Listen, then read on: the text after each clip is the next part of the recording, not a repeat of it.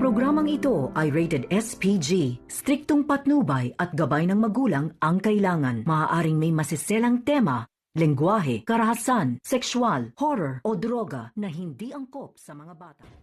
Magandang araw mga kapamilya, narito naman tayo sa ating paboritong palabas. Sa aking channel ay FG's Batang Quiapo. Isang araw sinampal ni Senyora Bettina si Tinding kasi galit siya nang isinuot niya ang bestida na maganda na binili ni Don Pakundo doon sa Quiapo. At inutusan ni Senyora Bettina ang kanyang mga tauhan na hawakan si Tinding at si Noy at alhin nila doon sa kwadra at doon sila kulungan. At nang narating na sila sa kulungan, ang sabi ni Tinding, maawa kayo sa amin, huwag niyo kami kulungin kasi hindi kami hayop, tao kami. At iniwanan sila ng mga tauhan at nagsigaw si Tinding at si Noy. Nag-iyak sila na maawa kayo. Kailangan palabasin niyo kami dito sa kulungan kasi may ula kayong puso. At sa kabilang banda naman, habang si Ramon at ang kanyang mga kasama, pinuntahan nila si Diniga at tinanong kung sino ang kanilang supplier. Pero tinutukan nila si Diniga ng kanilang mga baril. At tinawagan agad ni Diniga si Don Pakundo, ang kanilang supplier. Napuntahan siya dito sa kanilang bahay at mag-usap sila.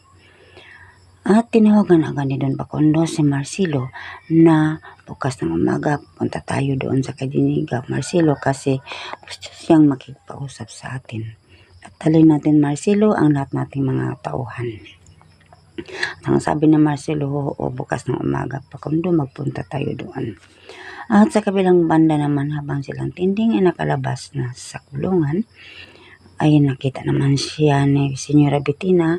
Sinampal naman siya agad at nang nakita ni Don Pakundo na sinampal si Tinding, sinabihan ni Pakundo, wag mong bitaw sampalin si Tinding kasi wala siyang kasalanan. At kinampihan mo pa siya, Don Pakundo. At sa kabilang banda naman, ang nagkumuha ng bag si Tinding at si Noy na nilagyan sa kanilang mga damit. Pinuntahan sila ng kanyang kasama ng kapulong na mabuti pa, Tinding, umalis kayo dito sapagkat galit na galit sa iyo si Senyora Bettina. Kasi ang sabi niya, baka agawin mo daw si Don Pakundo sa kanya. At sa kabilang banda naman, habang silang Supremo at ang mga kasama niya sila si Tanggol at Madonna ay naghintay na babayaran ang kanilang Star of Venus, biglang dumating ang mga pulis at binaril sila at nagbarilan sila Madonna at Tanggol. At wala mahuli sila Tanggol at wala makuha ang kaniyang Star of Venus. At nang dinala na sila si Noy sa bahay nila ni Don Pakundo na noon pa, ay sabi ni Tinding, dito na lang kami matulog, Senyor. Bukas maghanap kami ng aming tirahan at paghanap kami ng aming trabaho.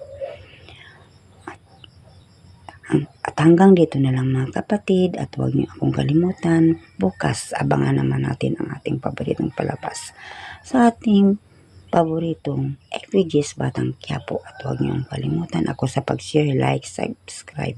Maraming salamat.